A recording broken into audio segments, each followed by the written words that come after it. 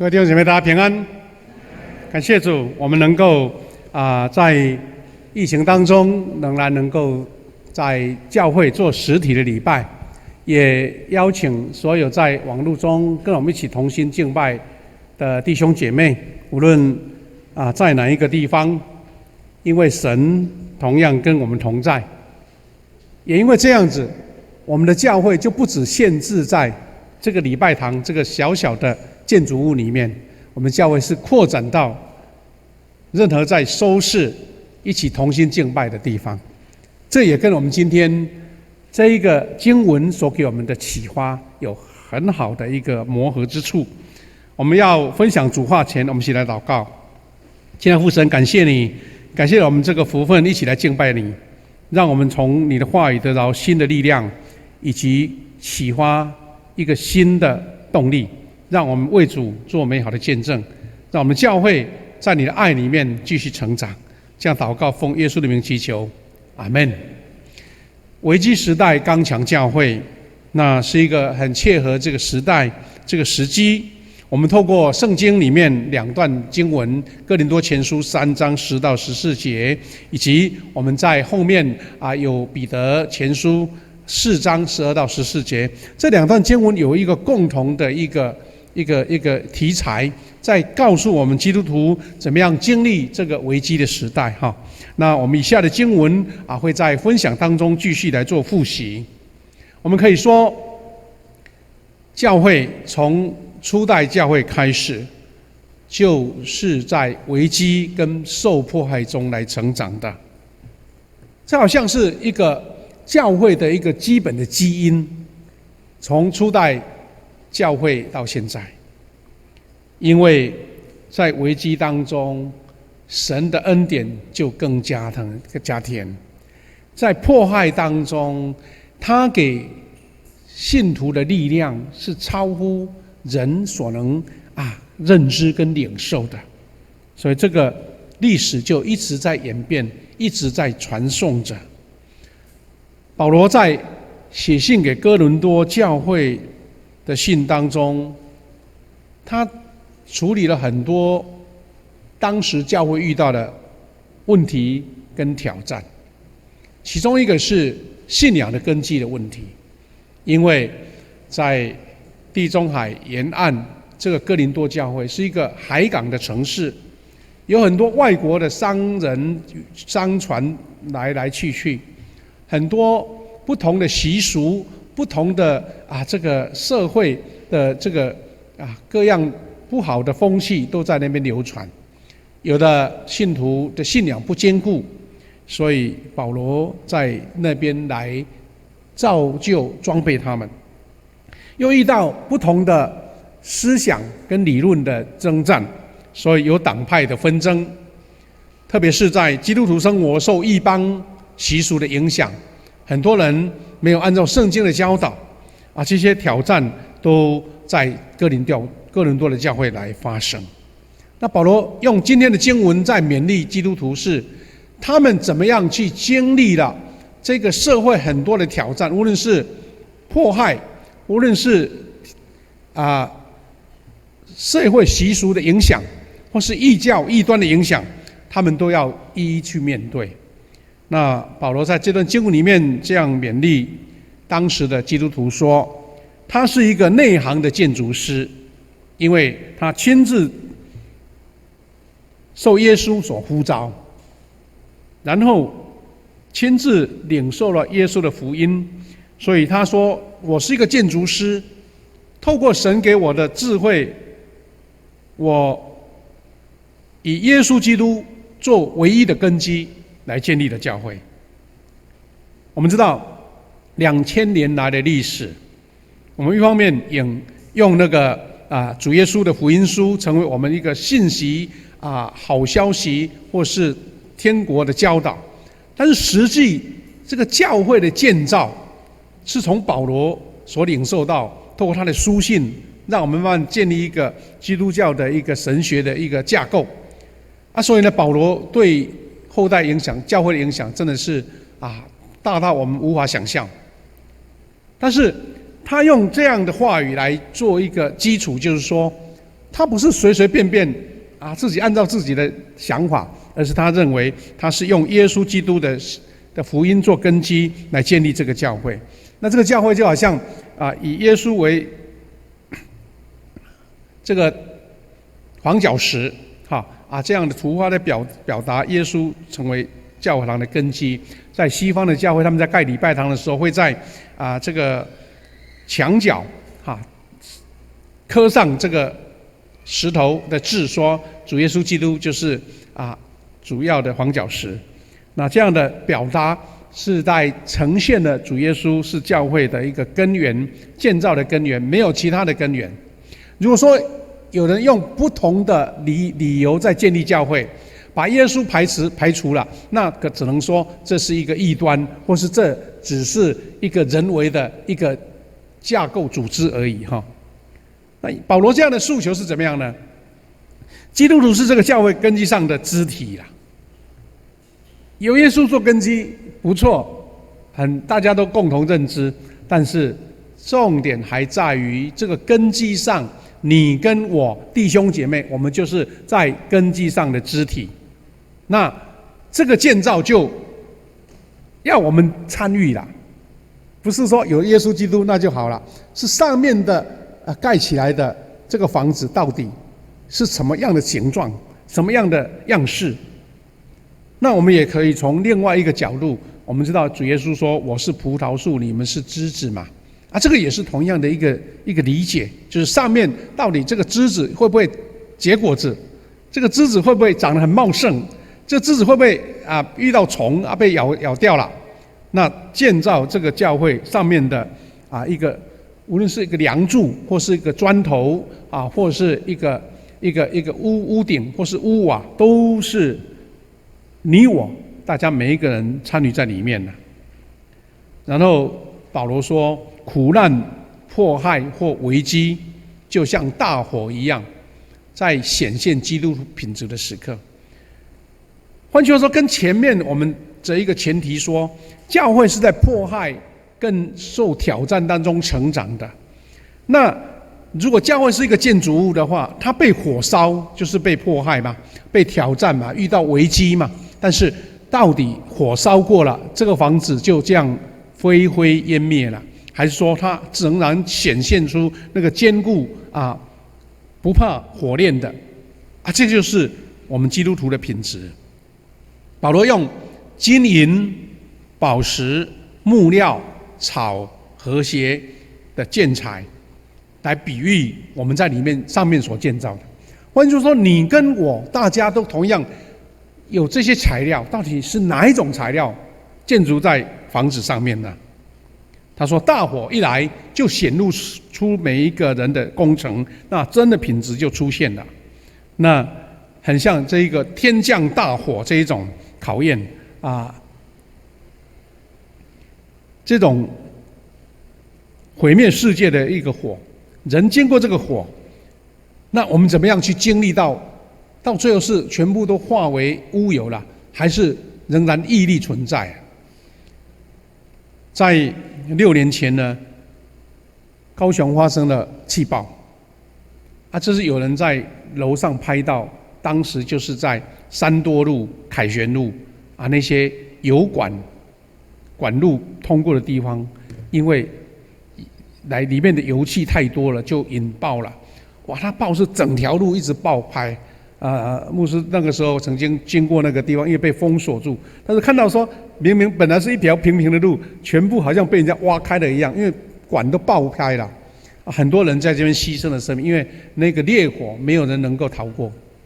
成为一个高雄近几年来很大的一个伤害跟悲剧。那到现在还在诉讼当中那这样的火，我们实际的火看到了，但是我们是看见那一个品质到底这个无形的火是怎么样来考验基督徒的因为保罗在这段经文的后面做了一个诠释，他说我们是上帝的殿呢。那既然保罗盖了这个根基，我们在上面又成为一个盖圣殿的这个材料，那保罗又说，我们就是上帝的殿，因为上帝的灵住在我们里面，就是经得起考验，不受毁坏。那这个给我们2点思考了。第一个就是说，在这个实体的教会当中，每一个人就是其中的建材之一。那另外一个角度就是说，我们本身就是上帝的殿。那我们怎么样经历那些火的考验，或是那些历代当中许许多多的前辈们、圣徒他们遇到的考验？因为这个里面有一个关键点，教会遇到破坏为什么会成长？不是人有这样受害狂呢，是因为在遇到逼迫的时候，主耶稣的恩典、祝福、能力、潜力都施展在这些基督徒的身上。所以我们在20多年前的921大地震，当时在南投整个地区，哇，很多房子都倒塌了。当时在这种大灾难当下，很多人就会看到说，这个房子为什么会倒？有的是因为骑楼前面的柱子太细了所以一震动好像跪下来一样上面的房子还没坏，但下面的1楼也都以为平地了当时牧师也曾经去过那边的灾区，看到哎呀，好像4层楼变3层楼，3层楼变2层楼这样子。那有的就有报纸报道说原来那个房子盖的时候，里面都是用空的油桶或是用保丽龙很多的工程的品质就这样显露出来了。这个地区所有的房子都没事，就是那栋大楼全部都倒下来。当然，我们在几年前发生在永康这个地方的大楼也是类似的，所以就是一种用我们实际看到的一个材质，在显露出基督徒信仰的品质。那这段经文，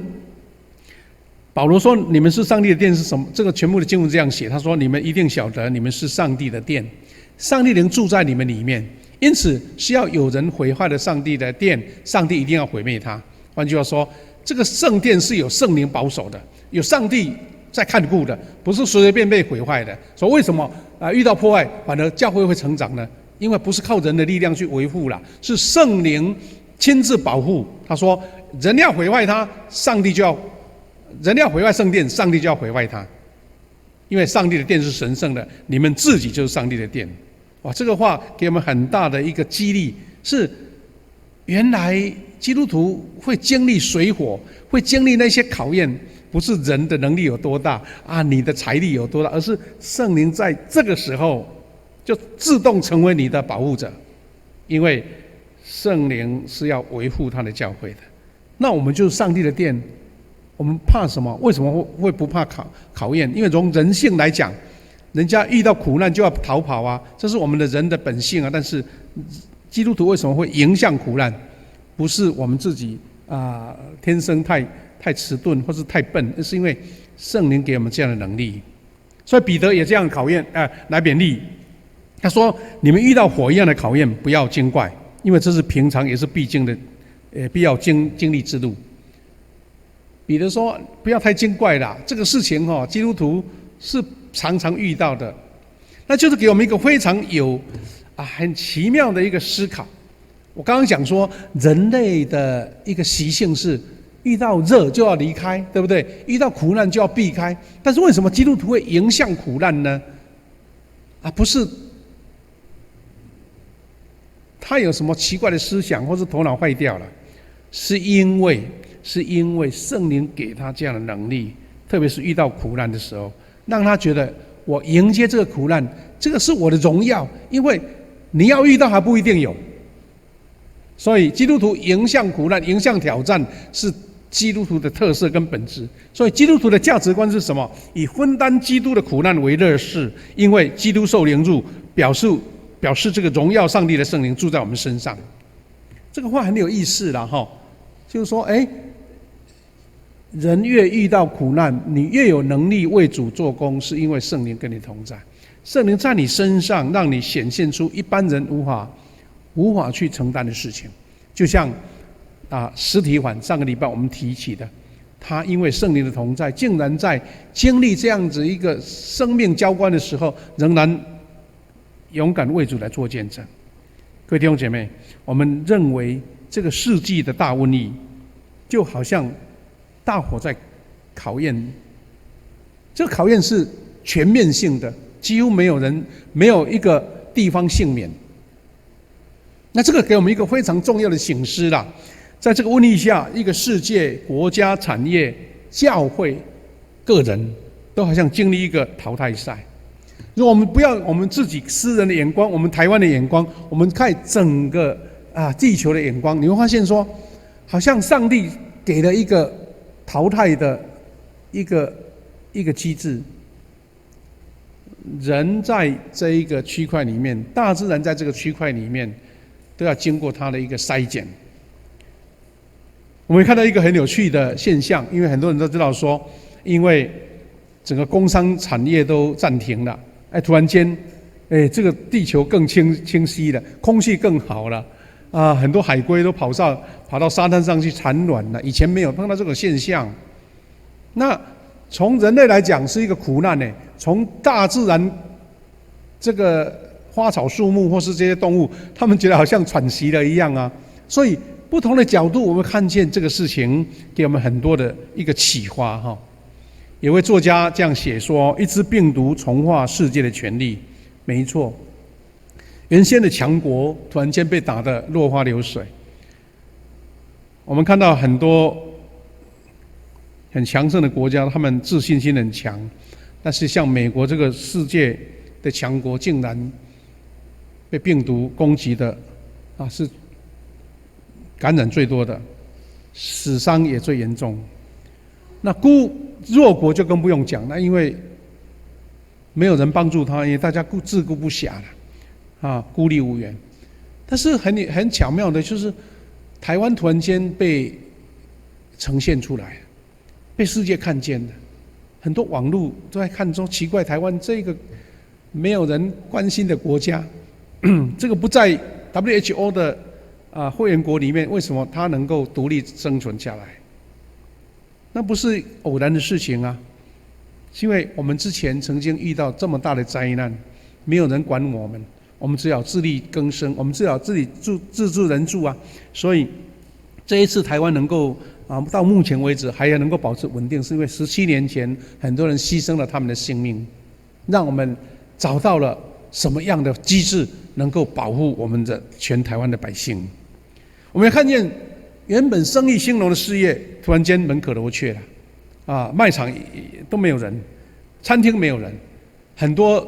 餐厅旅馆都歇业了或是倒闭了。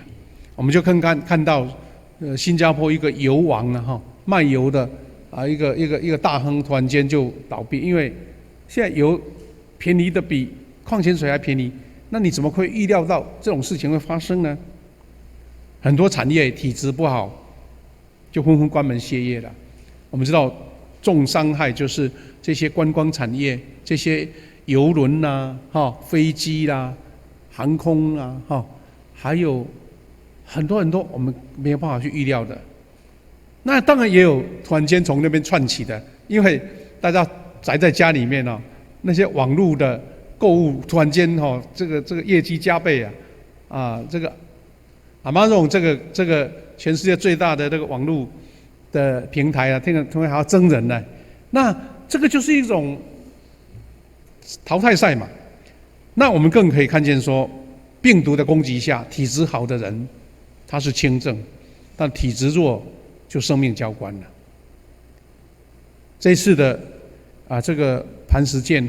好多人感染了，他为什么会突然间爆发那么严重？因为很多阿兵哥身强体壮，20几岁，他自己觉得好像跟感冒差不多，他也不觉得他自己有感染到啦，所以他们还是到处趴走，还是到处去游乐，因为比感冒还轻那怎么办？甚至无症状的感染那这个也算是一种大自然的考验。那问题回到我们自己，我们的瘟疫下的教会，我们平时的事工聚会活动模式都无法运作，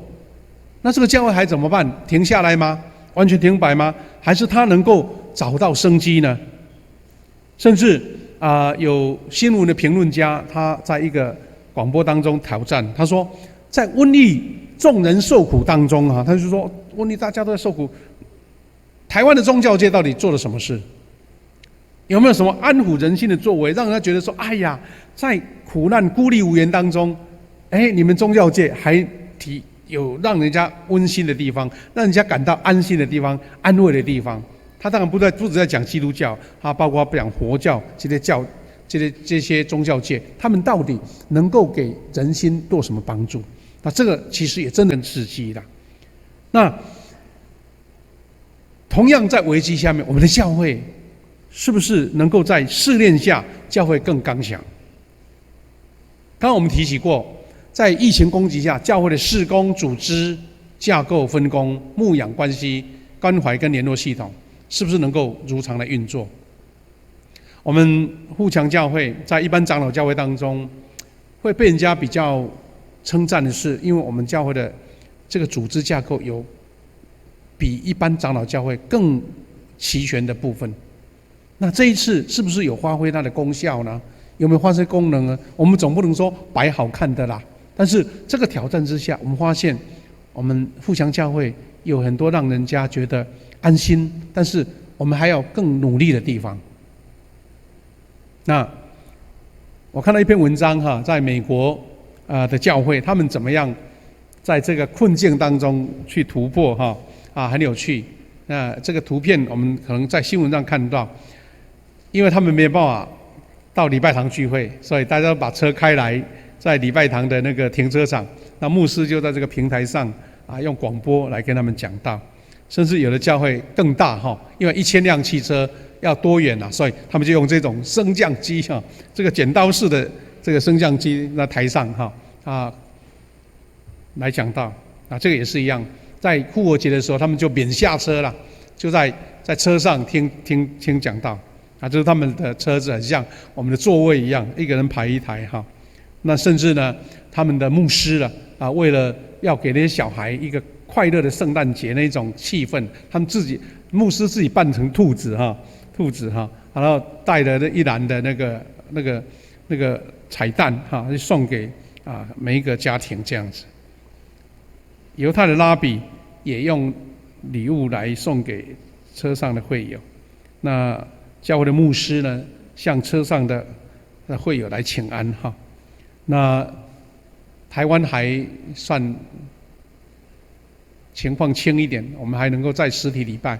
美国的教会他们这是一间长老教会的牧师跟一个乐器的乐手在那边录影，准备用实况来转播给他们的会友那这位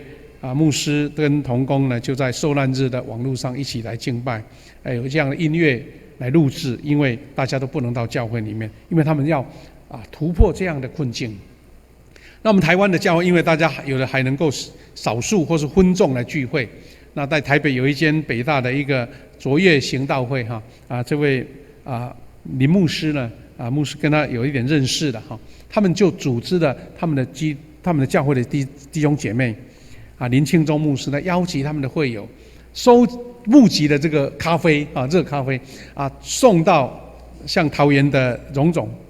去慰劳这些医疗人员感觉到很温馨，而且他们还做了一些图卡来赠送给他们，一起来勉励我们。而且他还发动会友呢，一起在那个杯子的保护的那个套上面写一些温馨的字鼓励的字而且那小朋友你看他画得很漂亮让这些工作这些医疗人员他们觉得一杯热咖啡虽然没几块钱但是就觉得心中很温暖。那这也是个教会一个非常大的一个变通的方法，就能够接触到这个社会，鼓励到这个社会那我们教会呢，在遇到这样的情况之下，无法正常聚会的会友工作、健康、家庭是否能够安好？你知道弟兄姐妹他没有来聚会，到底他在家里怎么样？他的工作怎么样？他的子女怎么样呢？我们有没有发挥这个系统的功能他的信仰跟灵修状况还可以吗？或是他们有更成长呢？那很感谢主，在礼拜3晚上，我们因为已经快2个月没有实体的那个周间聚会了，我们就邀请了我们的区长、我们的小组长一起来分享，也提供一些好的建议，或是他们怎么样进行这段时间的牧养听起来刚开始的时候觉得说哇，会不会每一个小组长都讲说怎么办都不能见面好像觉得都很冷掉了，但是感觉上比预期的还好，因为看到这些小组长他们认真努力在牧养这一群会众羊群，跟着心中得到很大的激励。我们有的小组呢，他们都能够用这个 Zoom 呢，或是这样的一个聚会软体大家各自在不同地方同时聚会，一起读经，一起祷告。我也听到很多小组长说，他们比平常聚会时间更多的时间灵修大家每一天都约定一个时间透过群组po上那个代祷事项大家感觉反而虽然不能见面，但是那个互动机会更多了。大家会回应嘛，有的是实体的，大家在网络上见面，有的是大家回应在文字上一起祷告，那这是让我们感觉很温暖的部分我还听到有我们的小组长这样分享说他们在联络关心这些弟兄姐妹的时候，他们都非常非常的有属灵上的一个提升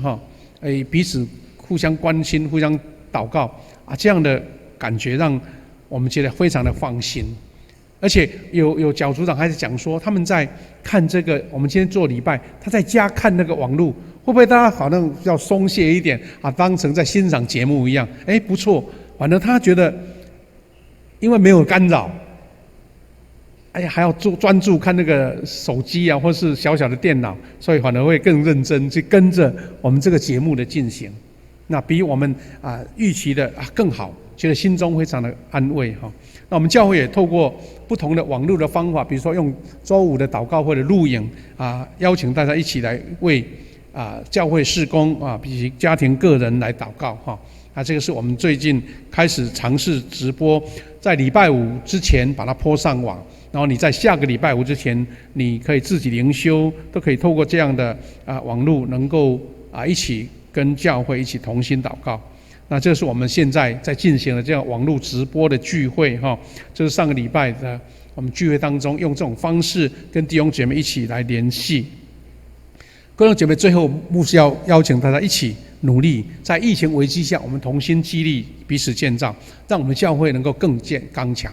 因为这个是一个试验品质的地方，教会会不会因为这样子大家都不来教会等到疫情结束了也没再看到会有进来，那怎么办？还大家觉得说恍如隔世当然我可以自由来教会敬拜，一起呼喊，一起敬拜赞美感觉更热情，那就是看这间教会到底体质好不好。所以我们一起努力说，让我们学习像约书亚记里面所记载的，教会成为今日疫情危机下的庇护城。圣经的解释有的是叫逃城就那些受苦者被保护了。那今天教会有没有办法成为在很多疫情下有危机、心灵有软弱的人成为一个庇护者呢？这段是经文大家可以再查考一下，我们就不念了第二个就是我们的教会能够运作得更灵活，这个组织联系更好，适应力更强。还好我们这个网络能可以随时做帮助，那能够充分供应会有属灵的需要。那刚刚牧师有分享到说这些小组长给我们的回报是比预期的还放心，还感恩那我们也才从这边看见说，在这个教会的架构跟体制，在这一次大家不能实体聚会的时候呢，小组就发挥了很大的功用。因为每一个小组长就是一个牧者，他照顾到小组里面的羊群不会被孤立了不会被疏忽掉，甚至有困难还直接帮他解决。那如果像传统的教会以前没有小组团契又是一种比较属于联谊性的组织，那一个牧师或是2个牧师怎么样去联系那么多会友？靠电话从早打到晚也打不完